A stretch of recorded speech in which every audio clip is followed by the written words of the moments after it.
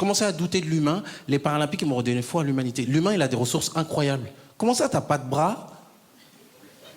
Tu te dis, je vais faire du tir à l'arc. T'as pas de bras. Tu te dis. Est-ce que vous voyez la finalité? Moi, je pense au processus. Comment ça, t'as pas de bras, t'as pas de jambes? Tu dis, jetez-moi dans l'eau, t'inquiète. Non, on l'a tous vu, le Brésilien médaille d'or, incroyable. Pas de bras, pas de jambes, il a fait ça. Je vous cache pas, j'étais autant fasciné par sa performance, mais il y a un côté de moi qui me disait, ah, les Noirs, on n'a plus d'excuses avec la natation maintenant. Il nous a affichés devant toute la planète. Très chaud. Et je me disais aussi, ces gens-là, moi j'ai pensé à leur entourage, ils ont vraiment un entourage bienveillant. Moi j'ai un pote à moi, je vous dis la vérité, qui n'a pas de bras, qui n'a pas de jambes, il me dit je vais faire de la natation. Je vais lui dire frérot, garde les pieds sur terre. C'est la première fois que vous venez faire une thérapie?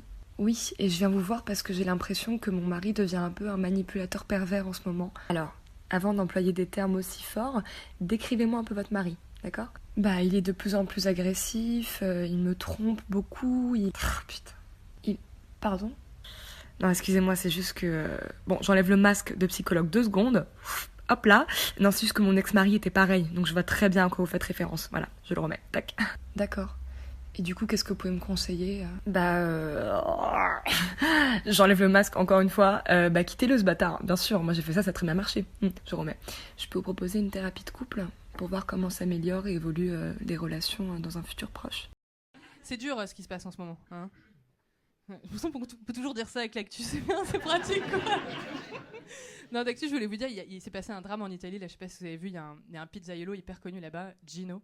Gino, il s'est mis à vendre de la pizza à l'ananas.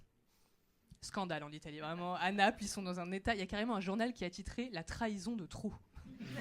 La trahison de trop, les gars, ils ont connu Mussolini, Berlusconi, mais la pizza hawaïenne, c'est non, quoi. C'est malade, quoi, franchement. Je savais pas que ça suscitait autant de passion, quoi. Vous êtes pour ou contre, vous, la pizza hawaïenne? T'as vu, tout le monde a un avis, c'est génial, quoi, putain, tout. C'est fou. L'article, il faisait 6 pages de commentaires. Tu sais, je me suis dit, à un moment donné, c'est pas possible. On parle d'autre chose, on peut pas parler que de pizza, ça doit être un autre code pour parler d'un autre... Tu sais, comme quand ils disent pour les présidents, tu sais, l'aigle royal est dans la voiture. Y a pas un rapace dans le véhicule, c'est juste pour dire que Macron est rentré dans la Peugeot, tu vois. Je me dis, c'est pareil, ça doit être un nom de code, quoi, tu vois.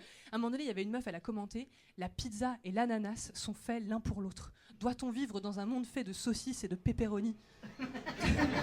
Elle m'a convaincue, quoi. Je te jure, j'ai commenté, j'ai mis un drapeau LGBT, je savais plus si on parlait d'hawaïenne ou de lesbienne. On est ensemble, quoi. Merci beaucoup de m'avoir écouté.